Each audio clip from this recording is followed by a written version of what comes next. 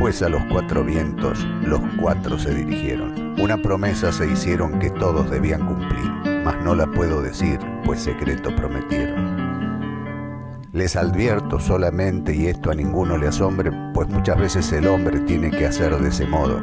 Convinieron entre todos en mudar allí de nombre. Sin ninguna intención mala lo hicieron, no tengo duda, pero es la verdad desnuda, siempre suele suceder. Aquel que su nombre muda tiene culpas que esconder.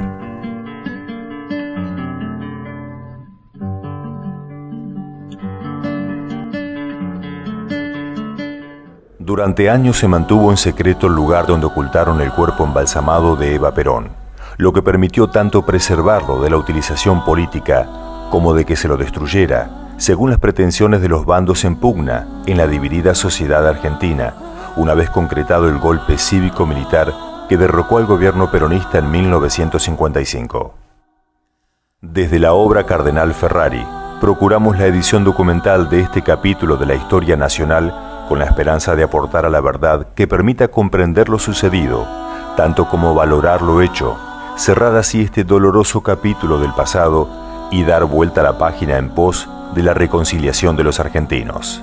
Para ello se requiere, por una parte, hacer abstracción de los mitos y por otra, abandonar las calificaciones extremas que las diferentes posiciones se han empeñado en sembrar en función de intereses sectoriales. Desde el comienzo experimentamos la necesidad personal de expresarle las gracias al padre Rothschild por lo hecho en silencio, con coraje y amor cristiano, de sacerdote leal y comprometido. Gracias por salvar para la posteridad el cuerpo de María Eva Duarte de Perón. A Evita, en cambio, desde la sociedad y por vergüenza ajena, como primero lo hizo Perón, le pedimos perdón, de corazón, perdón porque no se respetó tu última voluntad, por el irracional abuso cometido sobre tus restos mortales, porque se liquidó tu fundación, se robaron la herencia que habías legado al pueblo, por la demora en entender que allí, donde hay una necesidad, surge un derecho, que la ayuda a los pobres es justicia social, no solo limosna. Perdón por tanta incomprensión, 1000 veces perdón. Después de la sustracción del cuerpo embalsamado de Evita, retirado clandestinamente de la CGT donde debía permanecer al cuidado del doctor Pedro Ara, corrieron diferentes versiones sobre el destino de sus restos mortales. Relevadas las investigaciones plasmadas en libros, notas periodísticas y cinematográficas, concluimos que la versión más exhaustiva y documentada se encuentra en la obra de Sergio Rubín, Secreto de Confesión, quien generosamente ha compartido su experiencia, por lo que en lo sustancial y en adelante lo seguiremos. ¿Cómo llega usted a esta investigación? Bueno, en realidad esto acontece porque yo vi, es decir, cada tanto hay olas, yo digo, evitistas en el país. Evita de una u otra manera se pone de moda. En este caso lo que pasó fue que había acontecido, creo que la película de Alan Parker con Madonna, y además de eso había, lo que me termina de disparar este asunto es que vi por televisión una documental de Tristan Bauer sobre, digamos, el destino del cadáver, muy imprecisa. Casi al final del documental dice que el cadáver fue sacado del país con un salvoconducto del Vaticano, y eso me llamó la atención. Bueno, se puso en marcha toda una investigación que llevó realmente varios meses, hasta que salió el suplemento de como 28 páginas, creo que fueron un domingo, en 1997, y después yo seguí investigando para la realización de un libro. La investigación en sí misma, para el suplemento, creo que fueron 9 meses de trabajo. Yo viajé a Milán, hice 2 viajes a Milán, y aquí se movió, porque digamos que estaba el frente eclesiástico, tanto en la Iglesia en Argentina como en el Vaticano, en la Compañía de San Pablo en Milán, y después estaba, digamos, el frente militar, que acá había un equipo de periodistas que seguía todo el tema militar, más una serie de testimonios que terminaban de completar toda esa investigación. Eso tardó 9 meses para el suplemento. Después, eso fue en el 97. Yo después seguí efectivamente, que habrán sido en total 5 años para la primera edición del libro en 2002, que se presentó cuando fueron los 50 años de la muerte de Eva Perón, julio de 2002, fue en el 2011, fue, digamos, la segunda edición del libro, ya mucho más completado, corregido, precisado, tal que si medimos hasta la segunda edición habrá sido más de 14 años de trabajo. Evidentemente Aramburu, él decía, yo soy católico, práctico, era el argumento de él. Entonces, yo no quiero que el cuerpo se destruya. Recordemos que en aquel momento, además, la incineración de un cuerpo estaba totalmente prohibida dentro de la iglesia, ni que hablar del esparcimiento de la ceniza, ¿no es cierto? Pero bueno, digamos, no quería, hoy está permitido, como todo el mundo sabe, la incineración, no así el esparcimiento de la ceniza. Pero bueno, lo cierto es que, pero no le encontraban la manera. Dice, bueno, está bien, el presidente quiere que no se destruya el cuerpo, pero ¿qué hacemos con el cuerpo? Y es ahí donde surge de una manera casi así, de una charla de café entre amigos, todo este tema del operativo para ocultar el cuerpo, que surge entre dos amigos, dos grandes amigos. Uno, el teniente coronel Alejandro Agustín Lanusse, luego presidente de la Nación, que era jefe del regimiento de granaderos a caballo, y del otro lado su gran amigo, el capellán, de hecho, del regimiento de granaderos a caballo, que lo había casado con su mujer, con Eliana Bell, el padre Francisco Paco Rotger, que pertenecía a la Compañía de San Pablo. La obtención de datos del padre Francisco Rotger ha resultado una tarea difícil. La discreción impuesta al tema por los sectores involucrados, sumado a la humildad propia del desempeño pastoral, condicionado a su vez por el secreto de confesión, apenas nos permitió reconstruir las referencias biográficas que ilustramos con las fotografías conservadas en el archivo de la Compañía de San Pablo en la Argentina. Francisco Paco Rotger nació en Argelia el 20 de enero de 1906.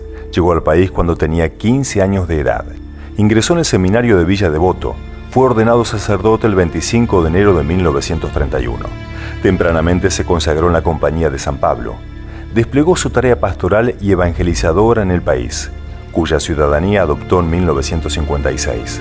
Estudió teología en la Universidad Gregoriana de Roma y completó la licenciatura universitaria en Bolonia. El Vaticano le encomendó la edición del Observatorio Romano en castellano, que estuvo a su cargo entre los años 1940 y 1950. Trabajó incansablemente en favor de la obra Cardenal Ferrari, tanto en el país como en Uruguay e Italia, fortaleciendo los vínculos fraternos en la Juventud de Acción Católica. Impartió desde la obra Cardenal Ferrari los cursos cristológicos. Creó el Centro de Acción Católica de la Escuela Naval. Fundó el Centro Asistencial en Herli, provincia de Buenos Aires. Entre 1951 y 1953 misionó en Rosario, provincia de Santa Fe. Procuró y obtuvo el acuerdo fundacional del Vicariato Castrense para las Fuerzas Armadas de Argentina. Gestó la construcción de la capilla Estela Maris en la zona de Retiro. Fue secretario privado del nuncio apostólico Monseñor José Fieta. El 16 de junio de 1955 corrió a la Plaza de Mayo para ayudar a socorrer a los heridos producidos por el bombardeo de la aviación naval. Brindó apoyo espiritual y administró la Santa Unción a las víctimas moribundas. Requerido por Roma, trabajó en la Secretaría de Estado de Monseñor Montini, quien luego sería Pablo VI. En 1969 formó un instituto de asistencia, promoción e investigación familiar. Anticipado a su época, pedía a todos lo trataran de vos y le llamaran simplemente Paco. Su carisma personal, elevada cultura y vocación de servicio lo convirtieron en preclaro pastor social inspirado por la espiritualidad de San Pablo y del Beato Ferrari. Supo alternar y predicar en las capas sociales de alto nivel y pudo brindar asistencia espiritual a los jóvenes de varias generaciones. Predicó hasta el final de su vida, aún con muletas o postrado en silla de ruedas. Afrontó el máximo sufrimiento, dio ejemplo de apostolado y amor de católico militante. Falleció el 23 de diciembre de 1974.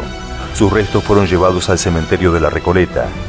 Se encuentran en la bóveda de la familia Pereira Iraola.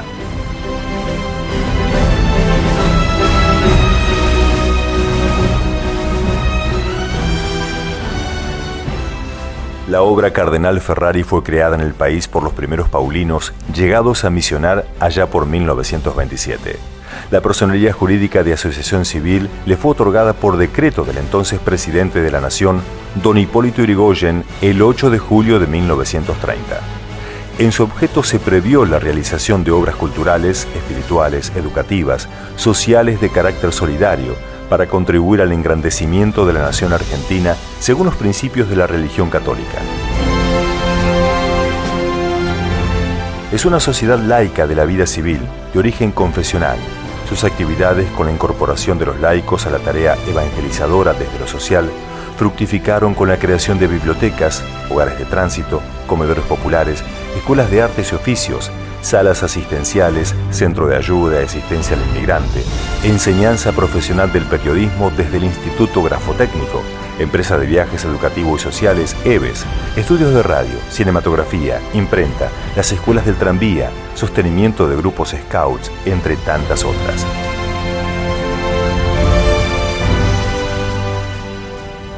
Encontramos en la afinidad del objeto de la obra Cardenal Ferrari, con los postulados de la doctrina justicialista, la explicación de que no fue por casualidad que haya correspondido al padre Rothschild la tarea de preservar para los tiempos el cuerpo de Evita.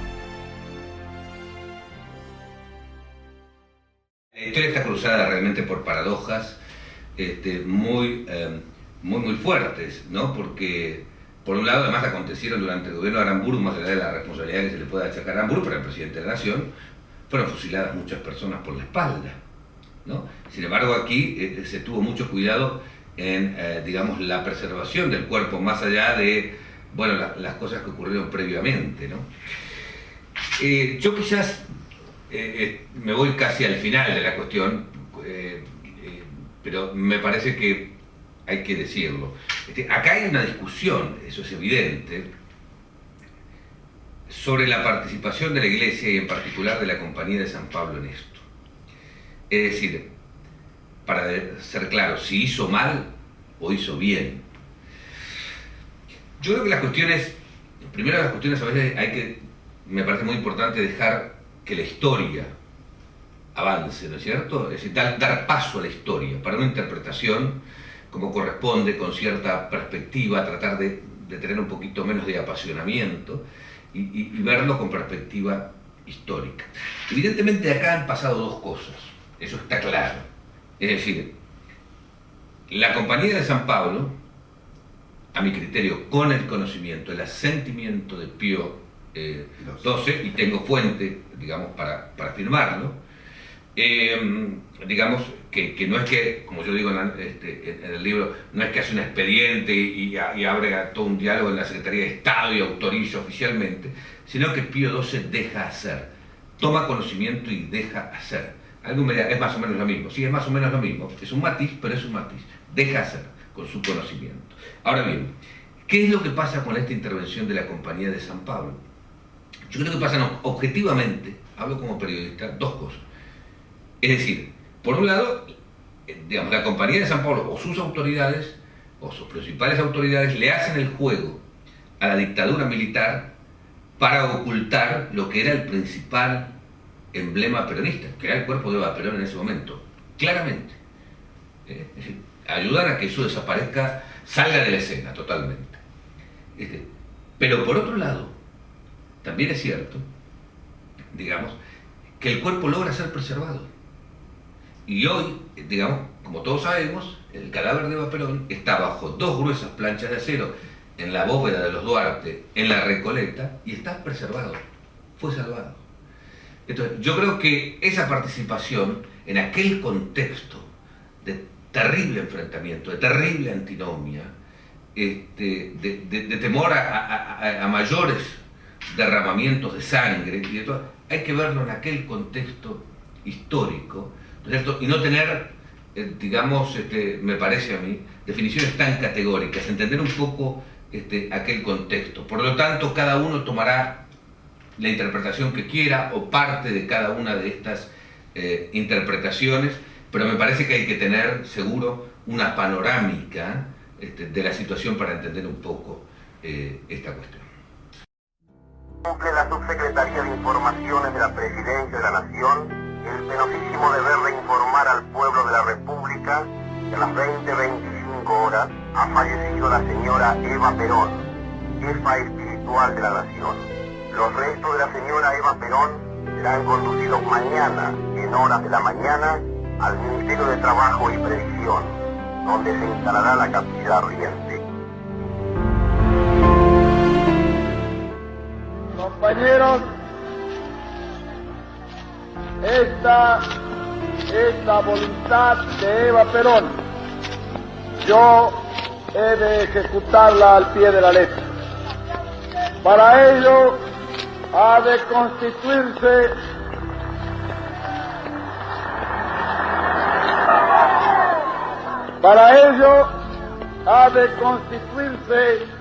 la Fundación Evita, colateral de la Fundación Eva Perón, que se destinará a cumplir los fines señalados por la señora de Perón.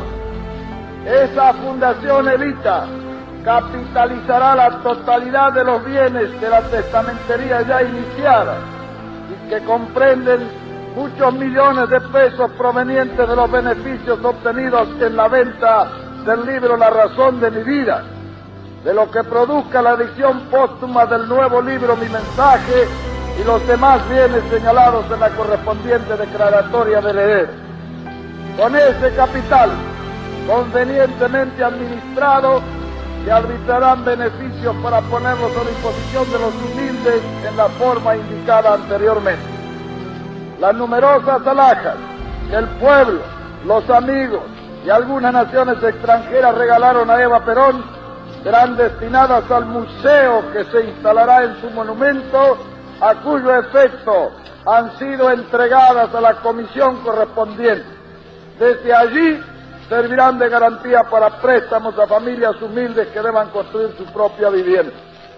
Nosotros, los justicialistas, tenemos la obligación de entregar al pueblo todo lo nuestro, porque no concebimos los bienes sino en función social.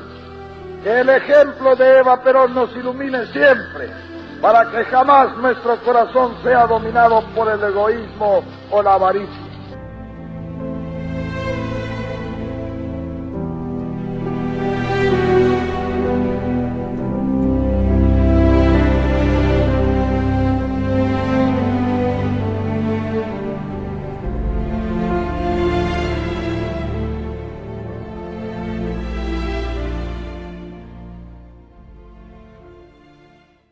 Nació en Los Toldos, provincia de Buenos Aires, el 7 de mayo de 1919.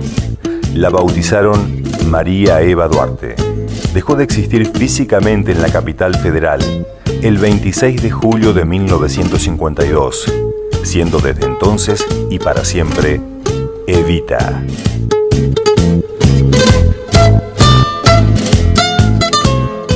Cuando los salvajes enemigos golpearon sin piedad el ya frágil gobierno del pueblo, yo pensé en ellos y pensé en mí, y en un momento no supe quién había sido más salvaje. La actitud de haber embalsamado el cuerpo de la más grande mujer que existió en la historia de nuestro pueblo no me libra de semejante juicio. En ese fatídico momento, que fue el indicio del final de toda una época, yo advertí que dejaba vivo tal vez su emblema más significativo. Profané primero el cadáver de mi amada. Yo fui el primero que no demostró una actitud respetuosa por quien había dado todo por servirme. Quiero que estas palabras queden como un ejemplo cabal, como testimonio de que no fui consciente de mi accionar, que su pérdida me extravió el entendimiento. Pido humildemente perdón a su memoria. El conocimiento universal de la figura de Evita y su enorme obra hizo difícil la síntesis adecuada a los tiempos del documental, tanto como advertir que no se ha respetado su última voluntad. El peronismo no se aprende ni se proclama, se comprende y se siente. Por eso, convicción y fe, no quiero para el peronismo a los República Revolucionaria, que no se incorporen, que queden rezagados si no están convencidos. Peronismo es la fe popular hecha un partido en torno a una causa de esperanza que faltaba en la patria. Aquellos que optan por los pobres, los que eligen el camino de Cristo, aún sin quererlo, se encaminan a la cruz. Las sociedades que no conservan su memoria repiten las injusticias, persisten en el error, no alcanzan el conocimiento de la verdad, quedan expuestas a convertirse en objeto de la ambición de otros. Monumental fue la obra realizada por la Fundación Eva Perón, que había iniciado las actividades en 1947 como Cruzada, también llamada Obra de Ayuda Social María Eva Duarte de Perón. En menos de 6 años produjo hogares escuelas para 16.000 niños huérfanos, distribuidos en todo el país. El hogar de la empleada en Avenida de Mayo 869, en Capital Federal. 11 pisos con residencia y todos los servicios necesarios para las mujeres sin familia que venían del interior a trabajar en la ciudad. 211 escuelas en todo el país. Los hogares de tránsito 1, 2 y 3, en los que se albergó a más de 2.200 personas al año. 100 centros materno-infantiles. El hogar de Bursaco, instalado en 32 hectáreas destinadas a la ancianidad, casa, comida y ropa para más de 200 personas. La ciudad infantil Amanda Allen en Capital Federal. 200 proveedurías en todo el país. La ciudad estudiantil en la ciudad de Buenos Aires. Policlínicos modelo en Avellaneda, Lanús, San Martín y Ezeiza. 2 en Catamarca, 1 en Jujuy, Salta, Tucumán, La Rioja, Corrientes, Mendoza, San Luis, Santiago del Estero, Santa Fe, Entre Ríos y Neuquén. La República de los Niños en Gonet. Complejos de viviendas en todo el país para 2,5 millones de personas. 20.148 familias indigentes fueron reinsertadas con trabajos en sus provincias de origen. La Escuela de Enfermeras, el Tren Sanitario Nacional, más la infinidad de ayuda directa administrada personalmente a miles de necesitados. Para la Fundación trabajaban 14.000 personas, entre profesionales, docentes y empleados. 6.000 obreros en la construcción. La Fundación cambió el concepto de asilo, convirtiéndolo en hogar-escuela. Si este pueblo me pidiese la vida, se la daría cantando, porque la felicidad de un solo descamisado vale más que mi vida.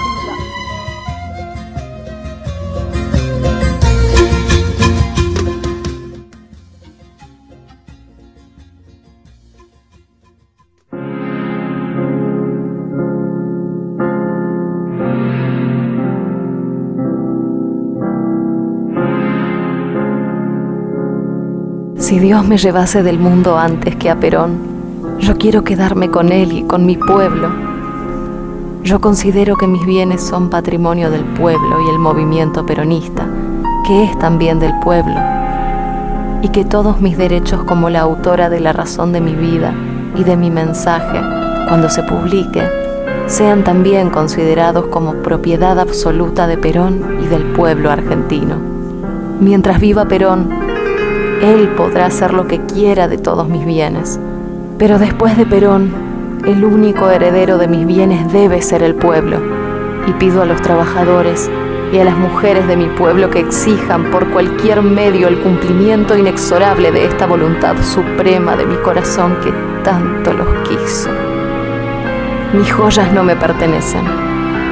La mayor parte fueron regalos de mi pueblo, pero aún las que recibí de mis amigos, o de países extranjeros, o del general, quiero que vuelvan al pueblo.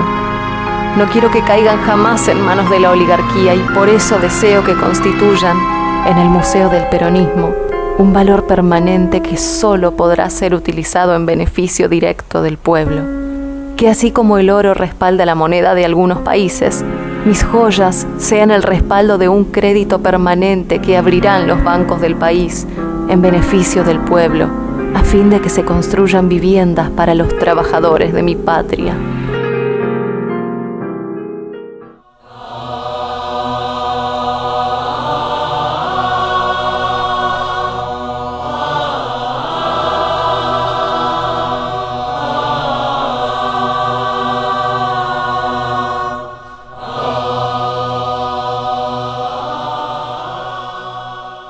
era totalmente antiperonista mientras Evita vivía.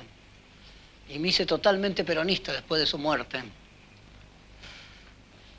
No estaba preparado para Evita yo. Como no hubiéramos estado preparados para entender a los caudillos, por ejemplo.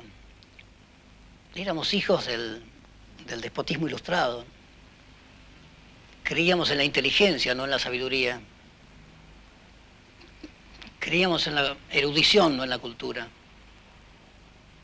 No sabíamos que la cultura era la memoria de los pueblos y que toda cultura que no es popular no es cultura. Éramos unos idiotas, ¿no? Solamente involucrándonos con el dolor, viviendo y sufriendo con los pueblos, cualquiera sea su color, credo o raza, se podrá realizar la enorme tarea de construir la justicia que nos lleve a la paz. Bien vale la pena quemar la vida en aras de la solidaridad, si el fruto será la paz del mundo y su felicidad. Aunque ese fruto madure, tal vez, cuando nosotros hayamos desaparecido. El día del amor y de la paz llegará cuando la justicia barra de la faz de la tierra a la raza de los explotadores y de los privilegiados. Que haya una sola clase de hombres, los que trabajan. Que no exista ningún otro privilegio que el de los niños. Que los gobiernos de las naciones hagan lo que los pueblos quieran. La gran tarea de avance social producida desde la Fundación Eva Perón, dentro del programa de justicia social implementado por el gobierno justicialista, fue produciendo, no obstante, efectos no deseados en la esfera política. La resistencia de los grupos hasta entonces dominantes, que vieron peligrar sus odiosos privilegios, se sumó un grupo de obispos alineados con esas clases sociales, mejor predispuestos a acompañar a la oficialidad de militares provenientes en elevado número de aquel extracto social. Se cultivó así la tensión que extremaría el enfrentamiento de los grupos de Acción Católica, Iglesia y sectores de las Fuerzas Armadas, que paulatinamente se agravó durante la segunda presidencia de Perón. Ocurrida la muerte de Evita, la sociedad se partió en dos, desapareció la comprensión y estalló el conflicto. La crisis se agravó produciendo el derrocamiento del gobierno que había sido reelecto democráticamente, al que se acusó de despótico, tirano y corrupto, endilgándole la privación de las libertades cívicas y cuanta crítica pudiera justificar la revancha de la oligarquía. Esa división que atravesó por completo la sociedad de entonces también se dio dentro de la obra Cardenal Ferrari. La asociación quedó atrapada dentro del sector antiperonista. Allí se habían formado grupos de Acción Católica. No fueron pocas las paulinas que se sumaron en su hora al trabajo de la Fundación Eva Perón, por lo que no estuvieron dentro de la asociación al momento que hubieran podido aportar comprensión y paños fríos para alcanzar la entonces imposible reconciliación de los grupos enfrentados. Y la sangre llegó al río.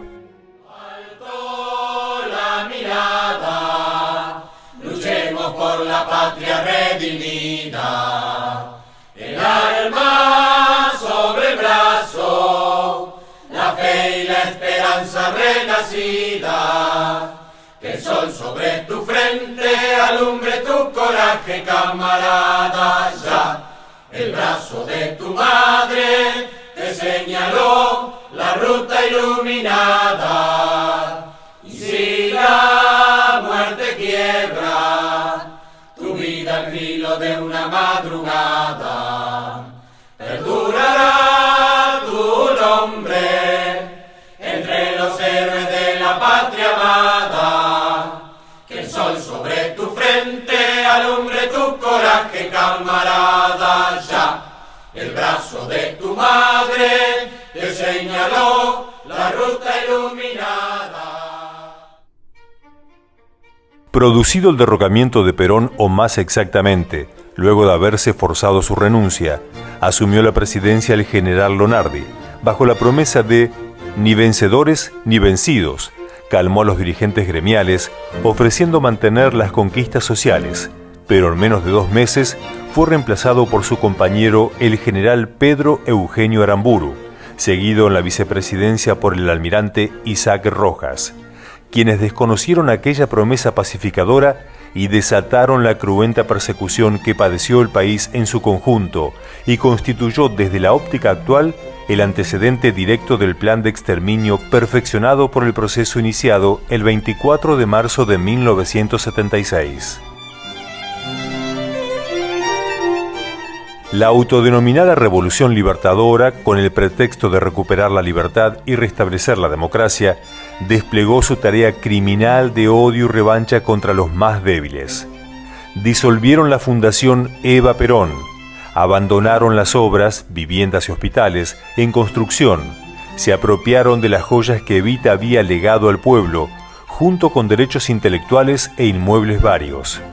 Destruyeron la ciudad infantil, cerraron los hogares, la escuela de enfermería y clausuraron las obras en curso. En fin, prácticamente hicieron retroceder el avance social alcanzado al estado de injusticia existente en los años 40. Sabemos hoy que ese incalificable proceder, agravado sin medida, se repitió en 1976. Quiera la memoria popular mantener el alerta necesario para que el nunca más proclamado en el cierre de esa fatídica etapa sea mantenido aún dentro de las dificultades propias de la vida en comunidad, para que los defectos de la democracia sean solucionados con más democracia. Inexplicablemente, le correspondió a otro gobierno de origen justicialista la deshonrosa tarea de completar, con espectacular explosión, la destrucción del albergue Warnes, cuya avanzada construcción fue abandonada por la Libertadora y estaba destinado a ser el mayor hospital modelo para niños de Hispanoamérica. Vamos a hacer una pequeña síntesis, porque si no, por ahí la gente no puede entender. Evita muere en el año 52, sus restos son depositados en la CGT a la espera de un gran mausoleo que nunca se construye. Después en el 55 se produce la Revolución Libertadora, el golpe militar. Primero está Lonardi, después viene Aramburu. En noviembre del 55, el que era el jefe del Servicio de Inteligencia del Ejército, el famoso teniente coronel Morikeni, una noche se lleva el cadáver de Evita que estaba en la CGT, lo saca de ahí. Evidentemente ellos tenían miedo de que los peronistas se llevaran el cuerpo, pero él se lo lleva, lo esconde, pero no sabe bien qué hacer, y hace un verdadero zafarrancho con el cuerpo, lo pasea por todos lados. Bueno, la historia tiene un montón de vericuetos increíbles. La reconstrucción de los hechos se torna dificultosa en exceso cuando, como en este caso, la historia fue escrita en versiones diferentes por grupos de los servicios de inteligencia comprometidos, los que a su vez hicieron circular rumores de las más diversas índoles conforme fuera la intención de los funcionarios de los que dependían en cada momento, siempre con alguna base cierta que adaptaban fantasiosamente según el final pretendido, con el objetivo de ocultar la verdad y o encubrir las inconductas de sus propios miembros.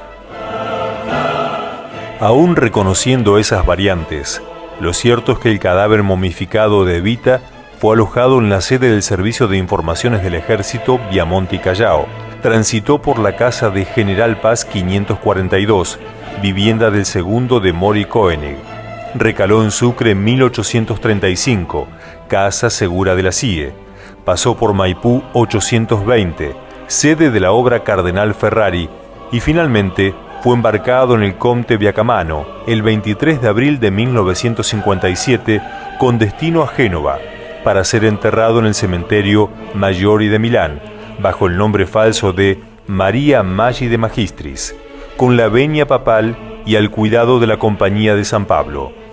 A la Paulina Giuseppina Airoldi, asistente del superior de la Compañía de San Pablo, padre Giovanni Penco, se le encomendó visitar con frecuencia la tumba.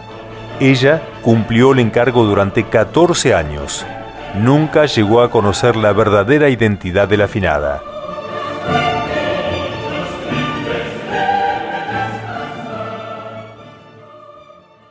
Habría pasado aproximadamente un año cuando me vino a ver a mi despacho una señora que me contó que la noche anterior había visto el cadáver de Eva Perón en el Servicio de Informaciones del Ejército. Al principio yo no lo creí porque creía que estaba enterrada en el cementerio de Monte Grande. De cualquier manera, cuando esa señora se fue, yo le informé a Aramburu. Aramburu primero no lo creyó, luego le ocurrió lo mismo que a mí y me pidió que fuera hasta el Servicio de Información del Ejército para ver si era verdad. Allí yo entrevisté al teniente coronel Morikeni, estaba a cargo de esa institución, y le pregunté sobre el tema. Primero recibí su negativa y finalmente vi el cadáver. Volví y le dije a Aramburu que estaba allí el cadáver. Aramburu se indignó, llamó por teléfono al secretario de guerra, destituyó al coronel Morikeni y en su reemplazo nombró a Cabanilla. Lo cierto es que un día el presidente Aramburu se entera de que con ese cuerpo prácticamente había sido vejado, que había pasado por un montón de incidencias, pero no se le había dado cristiana sepultura. En realidad no se sabía qué hacer.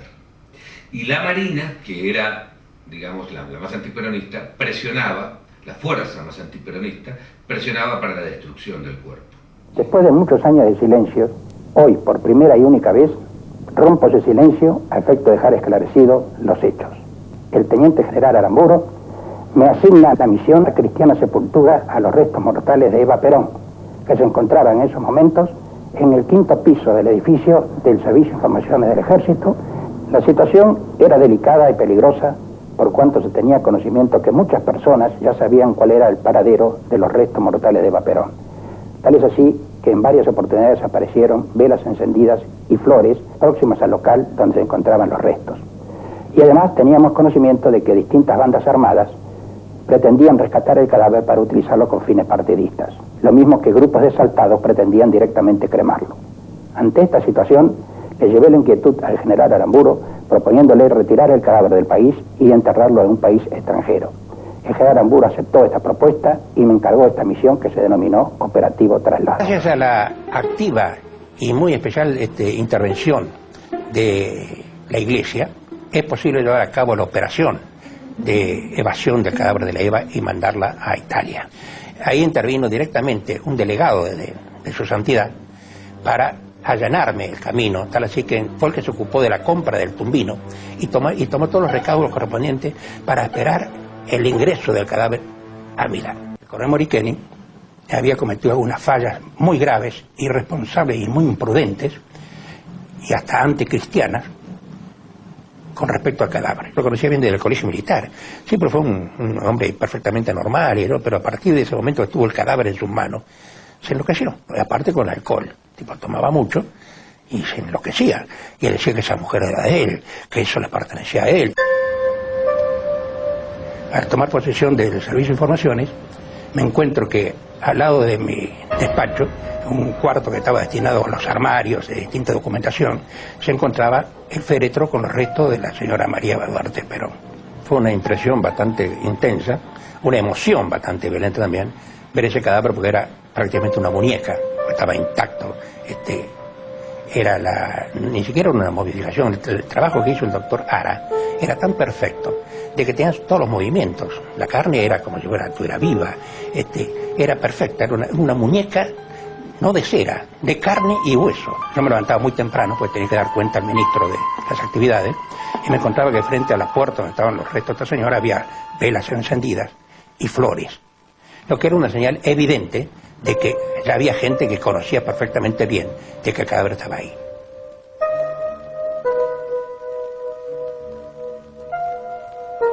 Dos situaciones se presentaban en ese momento.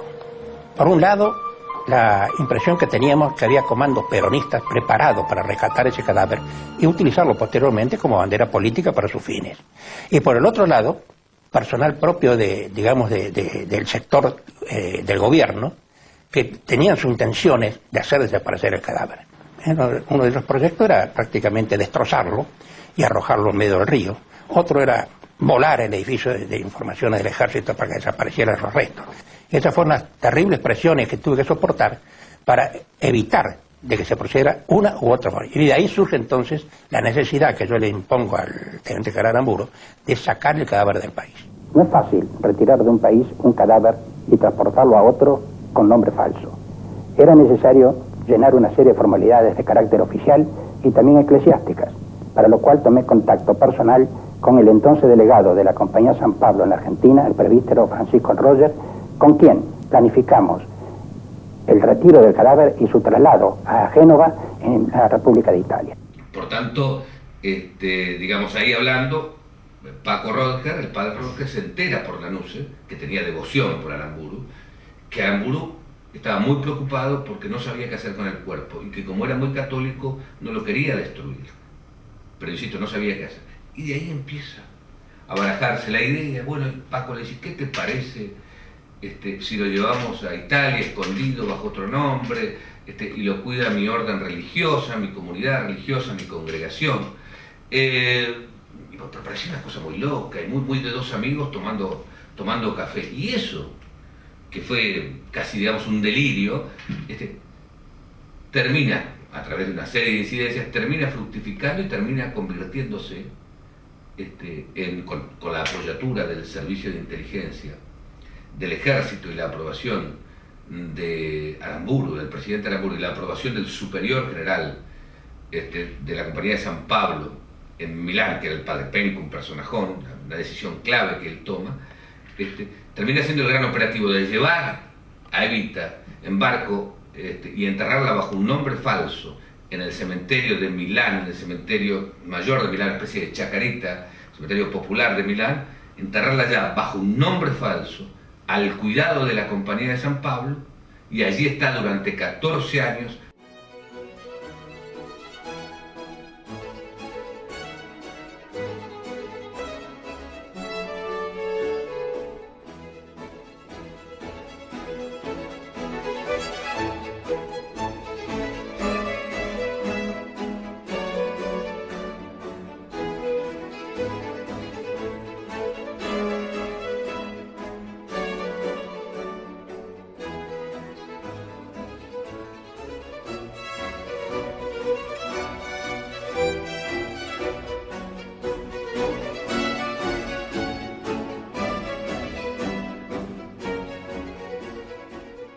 Estaba cayendo la investigación, es decir, estaba prácticamente condenada al fracaso, es decir, no íbamos a ningún lado. Y yo me acuerdo que lo voy a ver a Modesto González al obispado dentro del obispado de la diócesis de Avellaneda, donde él estaba, voy a Avellaneda, Lanús, y bueno, lo recorrí y lo busqué, lo encontré en un comedor que atendía a personas de la tercera edad. Y la verdad que todas las preguntas que le hacía a las personas que podían haber intervenido, diálogo, no me podía ayudar en nada porque o no quedaba, o el padre Rodger ya había muerto, fue un montón de cosas. Y al final, de tanta cantidad de cosas que yo había leído, le digo, y un padre Madurini, le digo yo, estábamos en la calle, estábamos en la vereda, y me dice, el padre Madurini está en Milán, en las afueras de Milán. Il nome con cui era stata portata qui era stato il nome di Maria Magda de Magistris, nata ad Almine in provincia di Bergamo.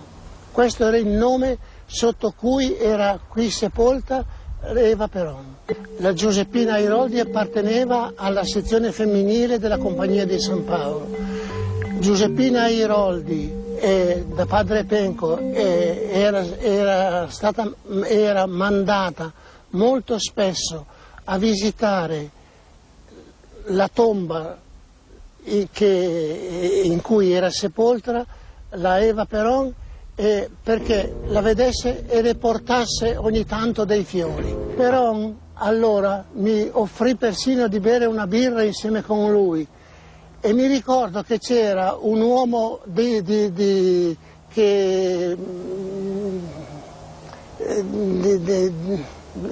italiano che diceva Peron non riconoscere la salma e Peron ad un certo punto dice no, è proprio lei. El hombre italiano que menciona Madurini era José López Rega. En otras versiones, llegó a publicarse en la revista Panorama de enero de 1969 que el cuerpo de Evita había sido paseado por el interior de la provincia, enterrado en diferentes cementerios, que se habían confeccionado más de 30 copias del mismo, para distraer a quienes lo buscaban y hasta que el auténtico había sido arrojado a las aguas del Río de la Plata. Quien redactó y coordinó aquella nota fue el conocido periodista Rolando Hanglin, quien se dispensó de responder nuestras preguntas, afirmando que cuando se hizo la nota, él tenía 20 años de edad, que por redactar bien le encomendaron la tarea de editar unos informes reservados que le fueron entregados por quien entonces dirigía la publicación, que él no podía dar fe de esos informes, y nos sugirió consultar con un periodista de quien textualmente dijo que sabía toda la historia, refiriéndose al destino del cuerpo de Eva Perón.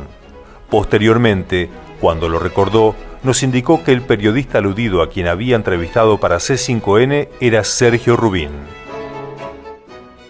Por la nota publicada en La Nación el 24 de junio de 2012, nos enteramos que el general Jorge Danza y Gascón, a sus 91 años de edad, entrevistado entonces por el periodista Jorge Urien Berry, afirmó ser quien secuestró el cuerpo de Evita a los pocos días de comenzada la revolución en septiembre de 1955, que fue hasta la CGT con un comando antiperonista solo a inspeccionar, pero al ver el estado de abandono en que se encontraba el cuerpo, por razones que dijo humanitarias, decidió llevarlo a la sede del Servicio de Informaciones del Ejército en Viamonte y Callao, donde prestaba servicios. Conjeturó que el cuerpo pudo haber sido devuelto posteriormente a la CGT para que el doctor Ara le efectuara el mantenimiento necesario, explicando de esa manera que la versión oficial omitiera su actuación y datara el retiro del cuerpo de la CGT por el teniente coronel Mori Koenig el 23 de noviembre de 1956. Ir a explorar nada más qué es lo que pasaba con Evita, porque había rumores de todo tipo de que que la habían quemado, que había problemas con ella, una serie de rumores que confundían. Entonces vamos a ver qué pasa. Al llegar a las proximidades de la CGT, me encuentro que hay una iluminación enorme, una iluminación grande, las puertas abiertas, ¿no? 3 hombres adentro que ni se pararon ni se mosquearon. Nosotros ingresamos inmediatamente, ¿no?, al ámbito ese donde estaba, a un costado derecho, estaba Eva Perón. Las luces también la enfocaban a ella, estaba expuesta a cualquier atentado. Acá no hubo orden. Nos fuimos de la prensa al día siguiente, ¿no?, encontrarnos nuevamente y ahí sí partir para la CGT. Ahora, ahí fue un viaje bastante delicado, porque las calles estaban desiertas, pero en cualquier momento pensábamos que nos podían atacar. Con Mori Kenny, nada más, con Mori Kenny, que la conozco, con el cual yo conversé, acordamos, ¿no?, ir a explorar, en el caso de la CGT, vámonos. Esta mujer está expuesta, ¿no? Está expuesta, si la dejamos sacar, está expuesta a que pase cualquier cosa, en cualquier momento. Llevarla al camión y partimos a la oscuridad, tapamos, eso sí, la tapamos y cargamos el féretro y lo pusimos en el camión, que no tenía capota. Sí. Cargamos el féretro y empezamos, yo pensando que esta gente iba a alarmar. Estar en el CIE era porque era lo más seguro para mí, lo que yo conocía más, ¿no? Y como yo no iba a ocultar nada, sino ya se empezaba después cuando se devolvía el cadáver. Entonces, directamente, lo encaré a Mori Kenny recién, al llegar, ¿no?, después de subirlo en el ascensor, ordenar que desalojara la planta baja, bueno, esos problemas menores. La llevé a mi despacho, la deposité en una habitación contigua que era un depósito de papeles. El quinto piso. Era exactamente, ese es uno de los defectos de Morikeli. Le gustaba el quintillo y digamos, eso me lo dice Sacastumbre también, ¿no? En los últimos tiempos ya tomaba cualquier cosa, no vino caro, sino cualquier cosa. Decía Lanuse, tenemos que devolverle a Perón todas las cosas que le da el marco para quejarse, el cadáver, la plata, los juicios. Entonces un día llega el coronel Cabanillas a la embajada y me dice: Jorge, mira, y me dio una carta de Lanuse que había que devolverle el cadáver. Le vamos a devolver el cadáver. Ahora usted esta semana no salga de acá para nada, porque se lo voy a devolver, no le puedo decir cuándo, porque usted imagínese que el cadáver de la señora vale mucho. Se lo puede robar cualquier tipo para después pedir plata, se lo puede robar un peronista para después quedar bien con usted, o me lo puedo robar yo. Y así digo que quédese, y digo, bueno, quédese. Y se quedó, pero por ahí me hablan a casa y me dicen, bueno, entre las 8 y las 8 y media, entre las 8 y 20 y 8 y media, llega el cadáver allá. Digo, no, espérate, entre 8 y 20, 8 y media, porque 8 y 25 murió Eva Perón y van a creer que lo dejó festejando. Entregámelo a las 9 menos cuarto. Bueno, y así paramos un poco. Yo me fui, ahora va a venir el cadáver, y el cadáver llegó con Cabanillas en un camioncito que repartía chocolates, que decía leche y tal. Bueno, sacamos el cadáver, lo llevamos, se abrió el cajón con una cosa de abrir lata, porque el fuego era lo único que destruía lo que hacía era. Bueno, y ahí se la vio, y bueno, y empezamos a hablar, y después venía la parte de la entrega del cadáver. Estaban presentes Perón, Isabelita, Jorge Daniel Paladino, y después un curita que se había casado a él, Isabelita. Y por el otro lado estábamos yo, Cabanillas y Angeli, que era el obispo que había cuidado el cadáver de Eva allá en Italia. Yo cuando entregué el cadáver de Eva, empezamos a revisar. Y Perón le miró acá atrás de la oreja, tenía la nariz rota. Y López Rega dijo una cosa que yo nunca pude ver. Revisémosle las piernas porque se acuerda no la puñalada, dijo el puntazo que le dio en el rosario esa vez a la señora. Cállese, le dijo Perón. Hasta que después, en 1971, ya siendo Alejandro Agustín Lanuse presidente de la Nación, decide la devolución del cuerpo, y otra vez allí entra en acción la Compañía de San Pablo, el padre Rodger, y el padre Madurini, que era ahora el superior general, que le devuelven a Perón el cuerpo en Puerta de Hierro. Esa es más o menos la panorámica, digamos, con un montón de detalles de cómo fue toda esta cuestión. Perón era di una calma straordinaria,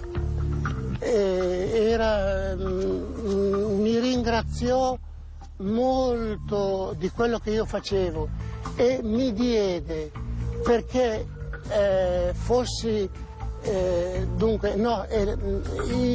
mi diedero la corona del rosario che Pio XII aveva dato a Eva quando era andata in udienza. Io la consegnai a Perón, e Perón, ricevendo la corona da me, la corona del rosario di Eva, la baciò di fronte a me e la mise nelle mani di Eva allora. Ya habíamos arribado a la seguridad de que la señora Eva Perón había sido enterrada en el cementerio mayor de Milán con el nombre supuesto de María Maggi. Ella consulta con el general Perón, yo concurro a hablar con el presidente de la Nación, y me recalcó que ni siquiera Aramburo, aún suponiendo que cuando se lo secuestró, sus captores hubieran querido hacerle decir dónde estaban los restos de la señora Eva Perón, no lo podía decir simplemente porque no lo sabía. Esto debe quedar claro, como no lo supo Frondizi, como no lo supo el doctor Ilia cuando fueron presidente de la Nación. El día 3 de septiembre de 1971, a las 20 horas, se produce la entrega de este féretro, al que hubo que abrir allí para certificar que efectivamente fueran los restos de la señora Eva Perón, y finalmente, en un total acuerdo, se firmó un acta, de la que tengo un original, donde A partir de ese momento quedan los restos en poder del general Perón.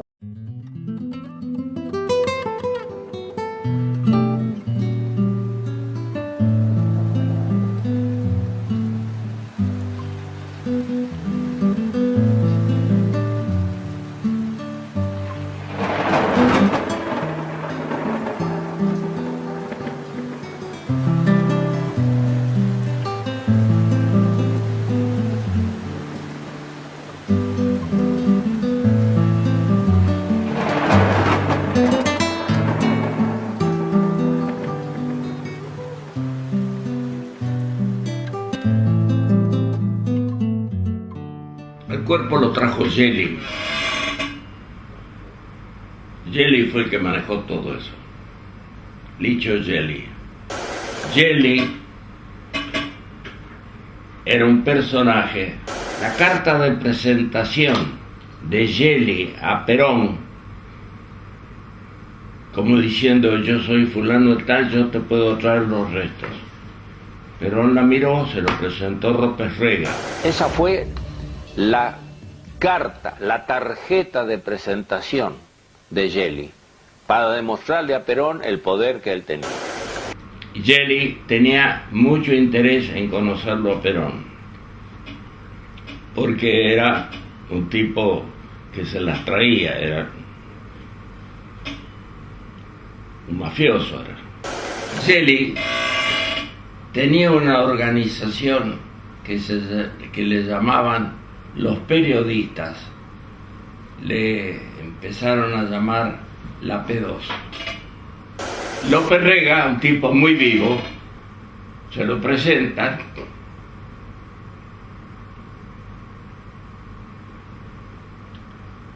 y se hacen amigos por intereses. Uno tenía mucho interés en conocerlo a Perón y este tenía mucho interés que lo conociera Perón,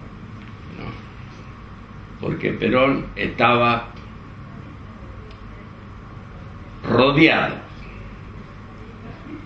Perón necesitaba amigos poderosos que lo ayudaran a venir a Argentina, que lo ayudaran en muchas cosas. Le dice a Perón en Puerta de Hierro: general, tengo entendido que una de sus grandes preocupaciones actuales es recuperar el cadáver de la señora Eva Perón. Licio Gelli le ofreció a usted incorporarse a la Propaganda 2. ¿Usted aceptó?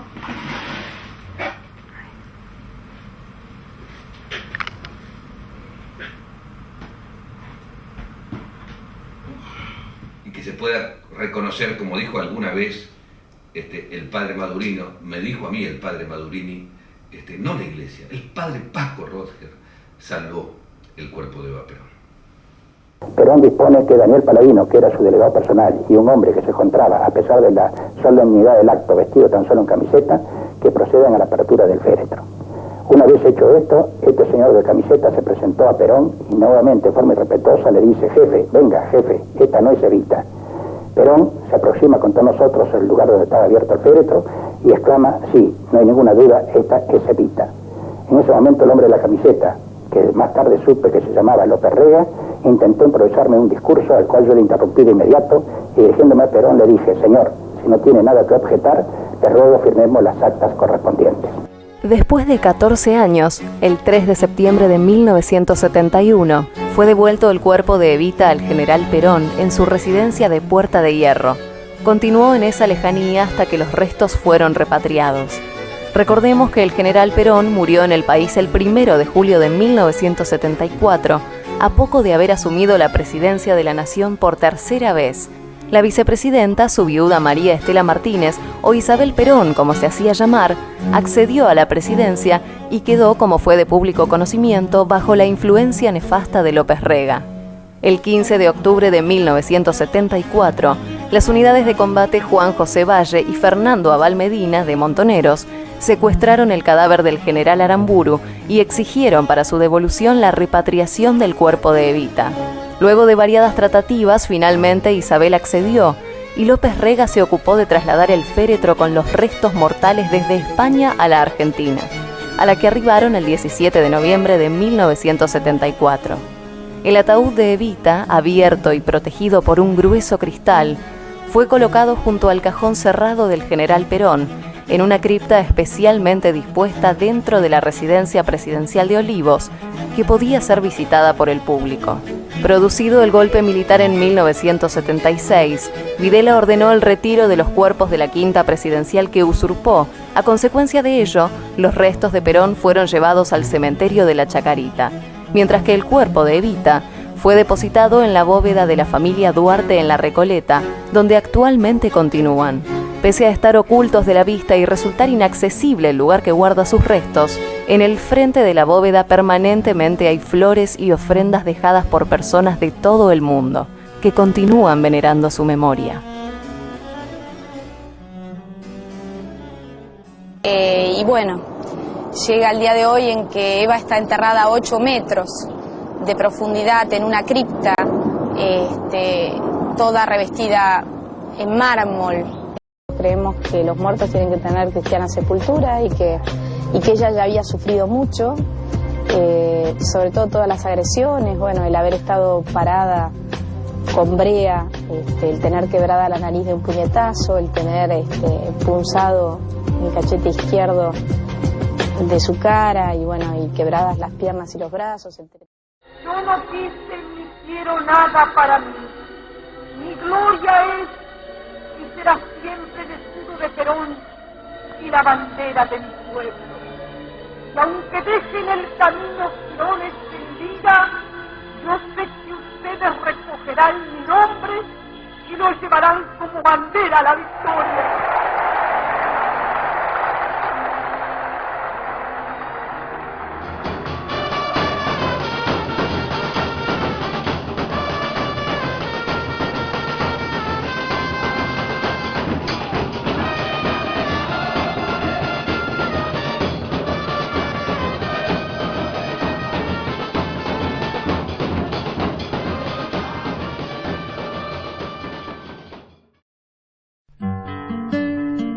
Es el pobre en su orfandad de la fortuna el desecho, porque Naides toma a pecho el defender a su raza, debe el gaucho tener casa, escuela, iglesia y derechos. Es la memoria un gran don, calidad muy meritoria, y aquellos que en esta historia sospechen que les doy palo, sepan que olvidar lo malo también es tener memoria. Mas Naides se cree ofendido, pues a ninguno incomodo, y si canto de este modo por encontrar lo oportuno, no es para mal de ninguno, sino para bien de todos.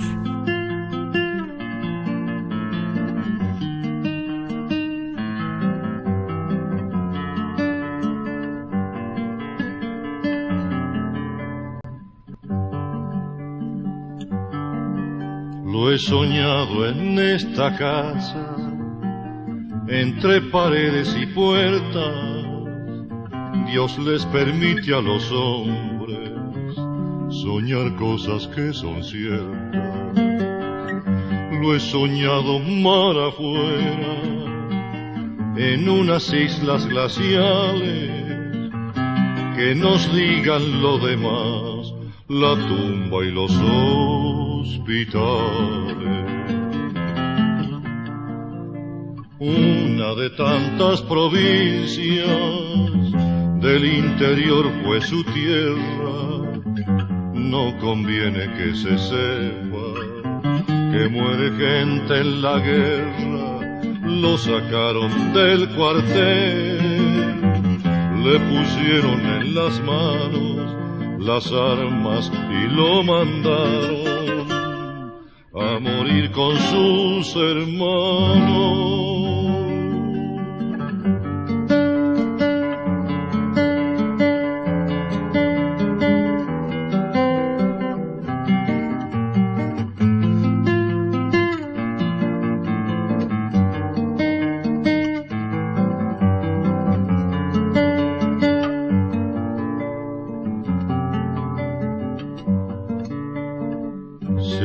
Con suma prudencia, si habló de un modo prolijo, les entregaron a un tiempo el rifle y el crucifijo. Oyó las vanas arengas de los vanos generales, vio lo que nunca había visto, la sangre en los arenales. Oyó vivas, oyó mueras, oyó el clamor de la gente.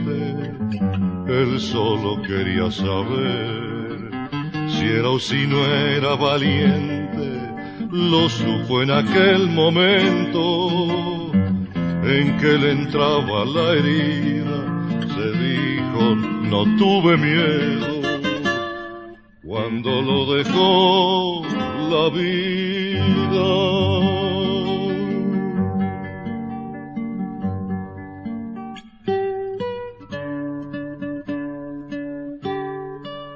Su muerte fue una secreta victoria. Nadie se asombre de que me dé envidia y pena el destino de aquel hombre.